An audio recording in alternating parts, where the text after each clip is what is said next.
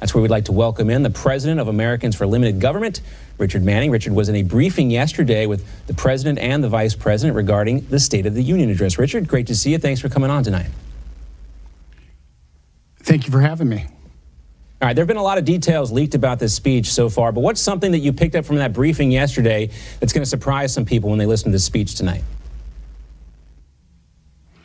I really think this president is determined to show that he's got common sense solutions that America will embrace and put the Democrats into a position where they're going to have to make a choice. Are they going to resist just for the purpose of resisting, or are they going to work together to try to create a better America? Are they going to try to strive for greatness?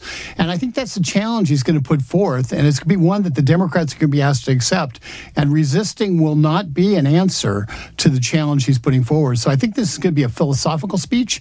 I think there will be policy elements, but by and large, I think it's going to be a vision speech about what a great American future and an invitation for Democrats and all Americans to come alongside and join him on this journey.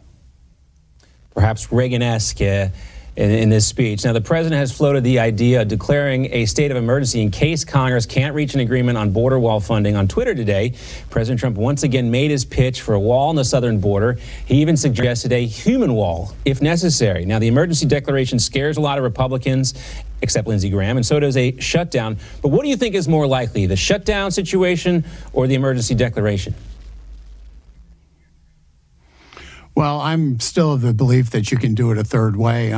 There's two other options. Number one, Congress actually figures it out and approves money for a border wall, for border security. And we're not talking a wall, concrete wall. We're talking about steel barrier, a big steel barrier, not just a little picket fence, but a big steel barrier that's transparent. I think there's going to be an ability to get consensus and force Democrats, force Pelosi within her own caucus to have to deal with that, because there's a lot of Democrats who desperately, desperately want a deal on this.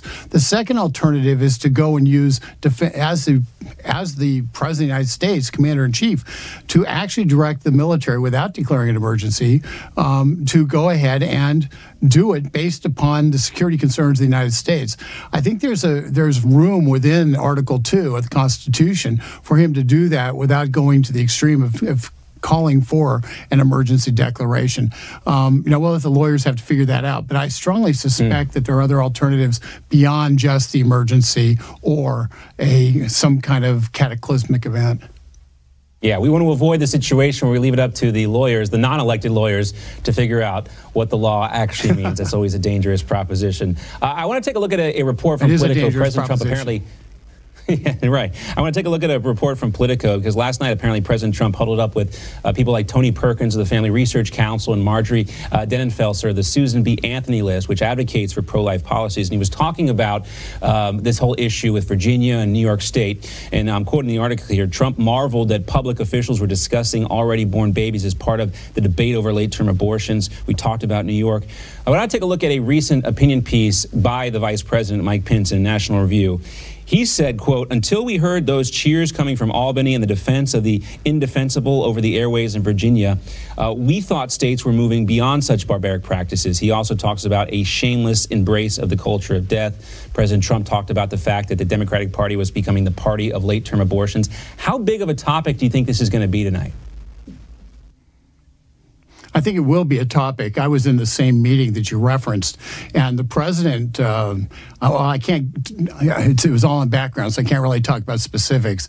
I can assure your audience that this president was very, very concerned, and I think somewhat stunned by the fact that people would actually support, I think a lot of people were, killing a baby who'd been born.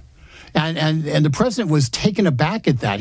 I think he was literally stunned, so much so that it's almost like when somebody first sees evil and looks evil in the face and can't believe how evil it is.